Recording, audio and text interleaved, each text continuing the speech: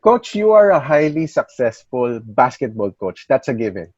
But you are also a sought after leadership mentor. In which areas do you think does leadership as a coach and leadership as a business executive cross, and where does it also contrast?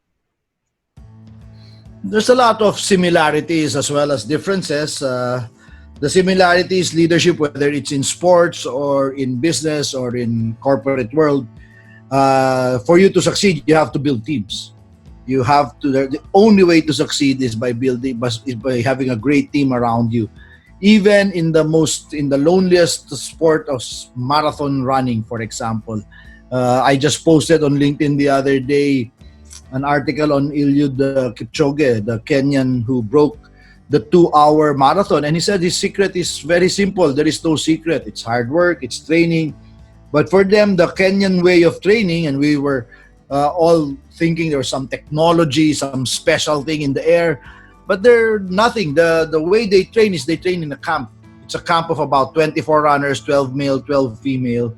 And they push each other, they help each other, not only in the training runs, but also in camp. Kipchoge, the fastest marathoner in the world, still sweeps bathroom floors. He still does the chores around camp. And he says it's about harmony. And so for him, even in the loneliest of sports, which is marathon running, he himself admits that the secret is the harmony in the camp. So it's team.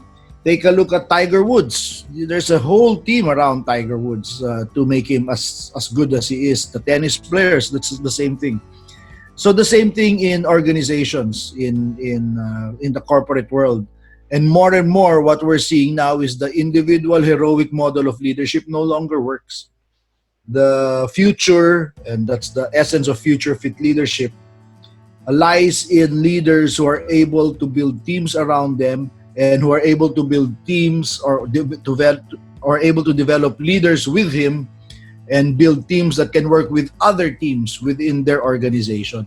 So yung dating, I'm the boss, I'm the leader, that Superman theory of leadership, that no longer works because things are so, the pace of change is so fast, the disruption is so severe that there's no one person who can really, alam mo yung hub and spoke, siya lahat, siya magbibigay ng direction. That general no longer works. The US military, the army has devolved away from that model as well.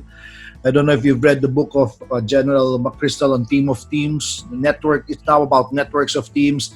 It's no longer command and control. So that's the similarity. The way to win in both is by building great teams. The difference is in sports, there's a champion. Diba? You play the season, there's a winner, there's a loser, in the end, there's a champion. In business, you can win even if you're not the champion. Diba? Even if you're not number one, you can still be wildly successful. You can be number 2, number 3 in your industry. Hindi ka nga champion, hindi ka nga number 1, and there's no wala naman trophy dyan, diba? And still, you can be very profitable, make a lot of money, and be hugely successful. Those are one of the differences. The other difference is in the immediacy of the results. Sa sports, alam mo kaagad, are you leading, are you losing? You know, every play, you can see the scoreboard right away. In business, not as immediate, diba? Sometimes it takes a quarter or a year for the results to show up. In sports, when I put in a new player, I will see right away if that new player was valuable because mag-iiba yung takbo sa court, if we're leading or losing. In business, sometimes hindi ganun. You put a new player in and sometimes you'll think, kamali yata ako dito. Diba? That's why there's a probationary period. Ganyan, hindi ka agad mararamdaman. In sports, one of the similarities, in sports, we call it chemistry. In business or in the corporate world, we call it culture. It's the same thing. Diba? So, it's the way we do things. So I think those are the biggest differences. And one of in regards to coaching, in sports, in a game, you have a split second to make a decision. In business, you have time. Diba? You have more time. You can consult your staff, your people. You can do market research. You can generally you have more time in business to make decisions. However, in business, the stakes are bigger. Sometimes you'll be speaking of millions of dollars, if not billions. In sports, in the end, it's just a game. Although in the Philippines, basketball is not a game; it's our religion. But same thing in sports, especially in the Philippines, basketball. Pag panalo yung team, one of the differences in basketball sa Pilipinas, pag manalo yung team, ang galing ng players. Pag natalo yung team, tanga yung coach, di ba?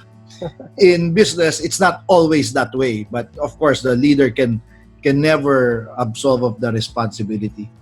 So those are the differences, and in sports the lines are very clear, di ba? The outside is the outside is the outside.